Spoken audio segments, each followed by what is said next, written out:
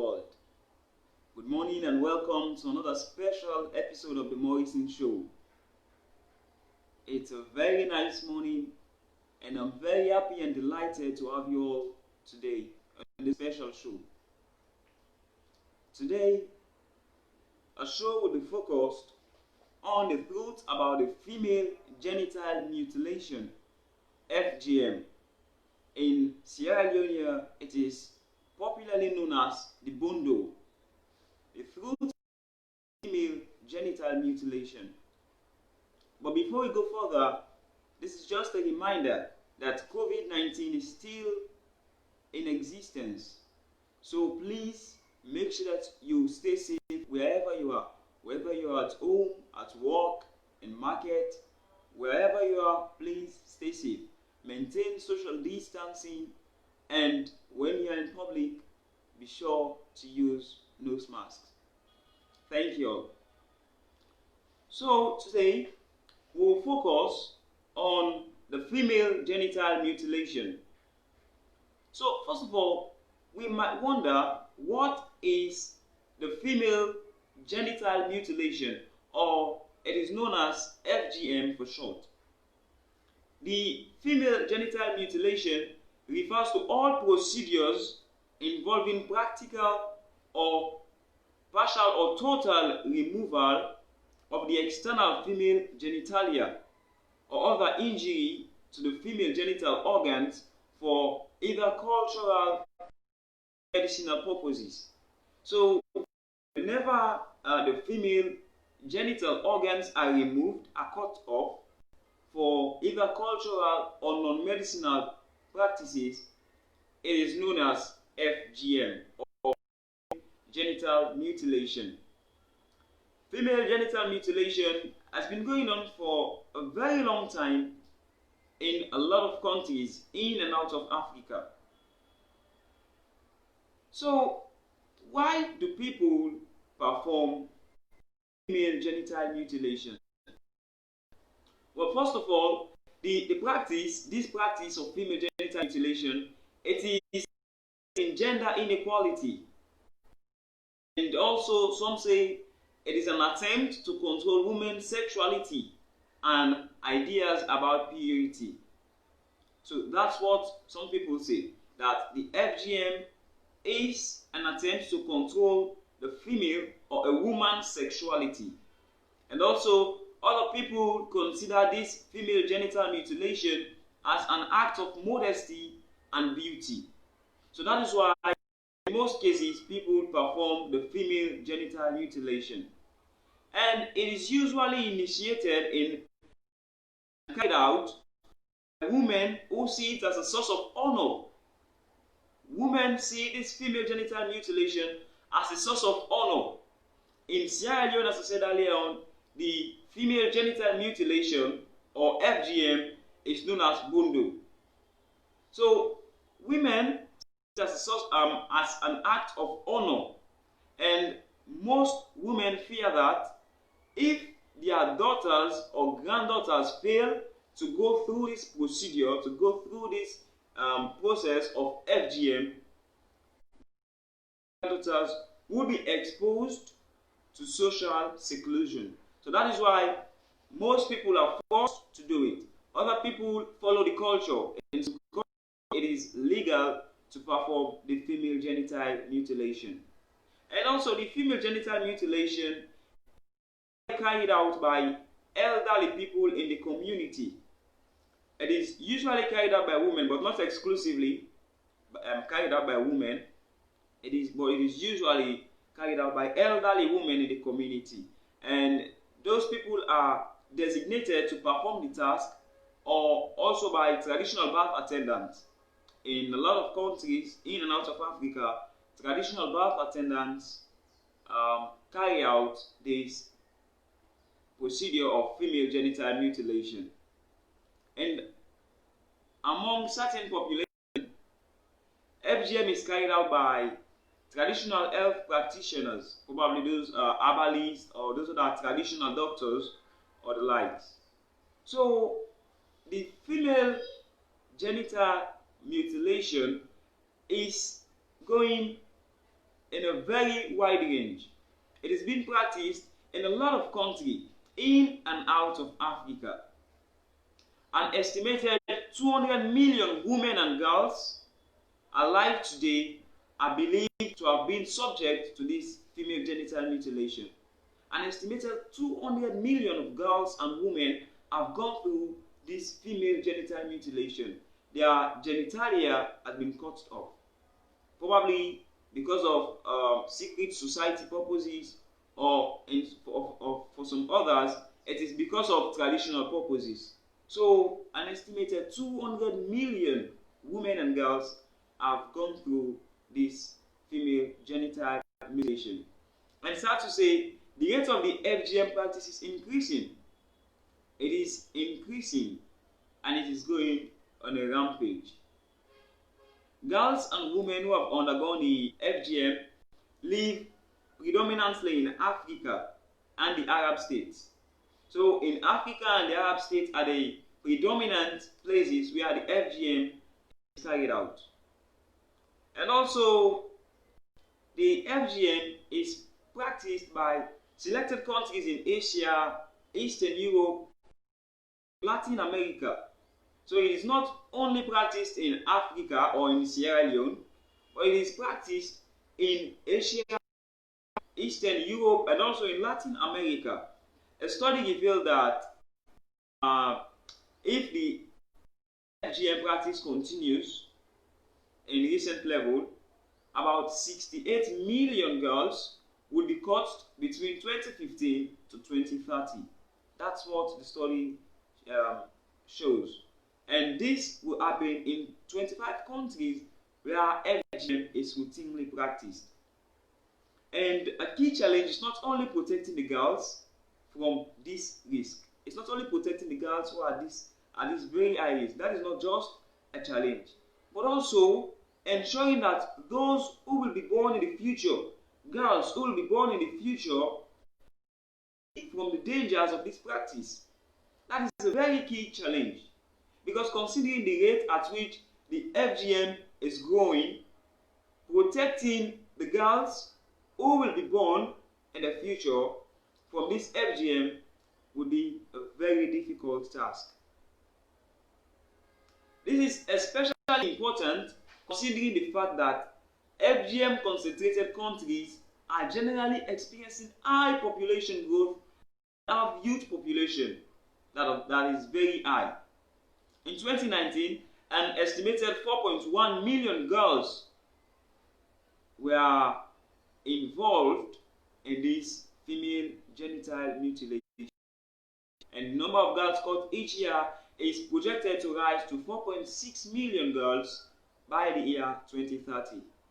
So the FGM, this female genital mutilation, is very rampant all around the world. It's not just in Africa, but all around the world. But today, in this show, we will consider how the female genital mutilation affects the health of women and girls, their childbirth, and also how it affects women and girls psychologically. So please stay tuned and continue to follow the show with me, your host, Morrison Ahmad. So let's consider the first part. How does the female genital mutilation affect the health of women and girls? Someone asked me this question. One of my the viewers of my previous show asked me this question when she heard that this is what I will discuss in this episode of this show. So, and from the research that I've gathered, FGM, this female genital mutilation, it has a very serious implication for the sexual and reproductive health of girls and women. Very serious implication. It affects both the sexual life of the women and also the reproductive life of the women or girls who undergo this procedure. The effects of FGM depend on the number of reasons, including the type of FGM that is performed, and also the expertise of the practitioner, and also the hygiene condition under which this FGM is performed, and a lot of things. At times, the hygiene condition under which the FGM is performed is very not. I can say it's very not good. You see, so that brings a very high risk to the lives of the people who undergo this procedure. The truth is, complications occur in all types of female genital mutilation. Complications do occur, but most of the complications are frequent with infibulation. When it comes to infibulation, that is where most of the things occur. Most of the risk, the complications occur. One risk or complication that may occur, the immediate one immediate complication that may occur is severe pain. We talk about severe pain when they are being cut. When this is being cut, they are just cut just like that. You see, and it's very painful. It causes severe pain. That is one of the immediate complications. Another immediate complication, shock. This procedure causes shock to girls and women. And also tetanus or infections. Considering the materials that they use, probably the blade or the knife or whatever that is being used to cut these girls and women, researchers have shown that in most cases, this infibulation has led to tetanus, which in turn kill people who undergo these practices. You see, another complication is urinary infection. It affects your urinary stuff, and also fever. At times the girls suffer from fever, and also septicemia and hemorrhage. And this hemorrhage, in fact, the hemorrhage infection can be very severe, that it causes abscess or keloid scar formation, and all the stuff that in turn will end up kill the person that undergoes this female genital mutilation. So it is very risky. These are just few immediate complications that may occur due to the practice of the female genital mutilation. This FGM, it creates a physical barrier to sexual intercourse in childbirth. It affects, as I said earlier on, it affects both the sexual intercourse of the girl and also the productivity, childbearing. Often, infibulated women are cut open when they are at labor, when they want to give birth to child. Because of the FGM practice that has been done to them, it can be very difficult for the child to pass through. So, unless they have to be cut open, you see, and that is very painful. It is very painful, you see.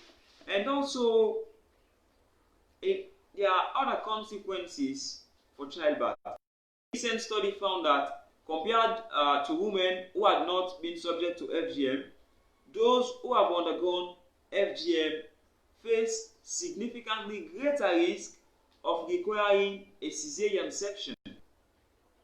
And this thing is very serious.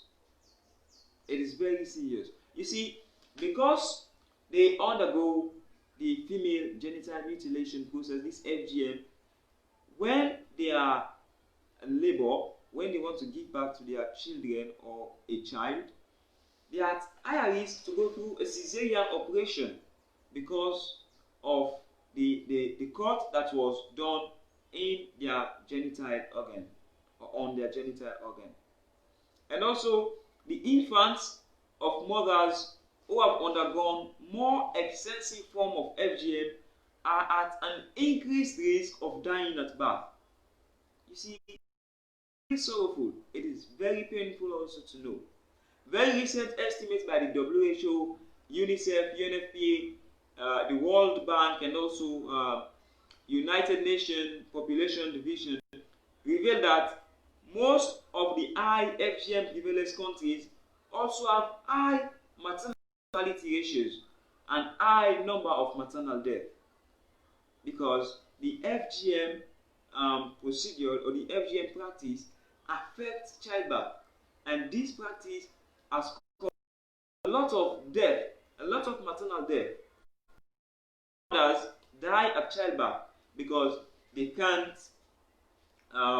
freely deliver their babies.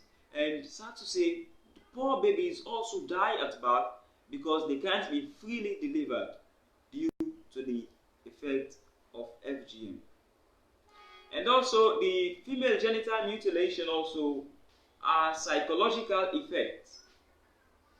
Experience, I've talked with a lot of girls who were forced to go into the female genital mutilation, who undergo this FGM without their consent. I've talked with most of them, and there are a lot of tragic psychological effects. I quote, FGM may have lasting effects on women and girls who undergo this procedure, and the psychological stress of the procedure may trigger behavioral disturbances in children and can affect their behaviors. Yes, because of the way in which they were forced into this stuff. It may trigger behavioral disturbances, and it is also closely linked to the loss of trust and confidence in caregivers. A lot of people who were forced into the FGM now have little or no trust on the caregivers or in their caregivers. In longer term, women may suffer feelings of anxiety and depression. Sexual dysfunction may also lead to marital conflict or divorce.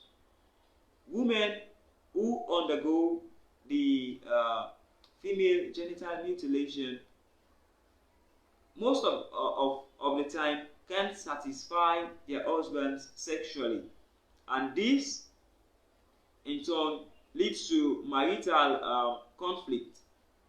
The man and the wife, most of the time they have conflict.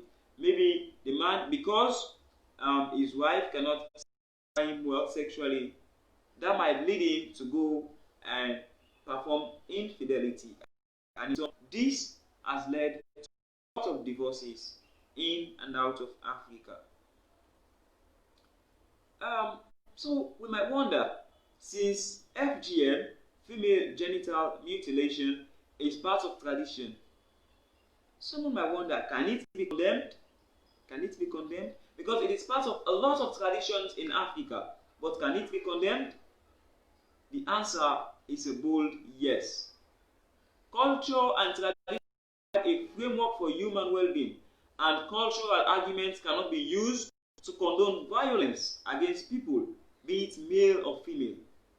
You see, and moreover, culture is not static, but it is constantly changing and adapting.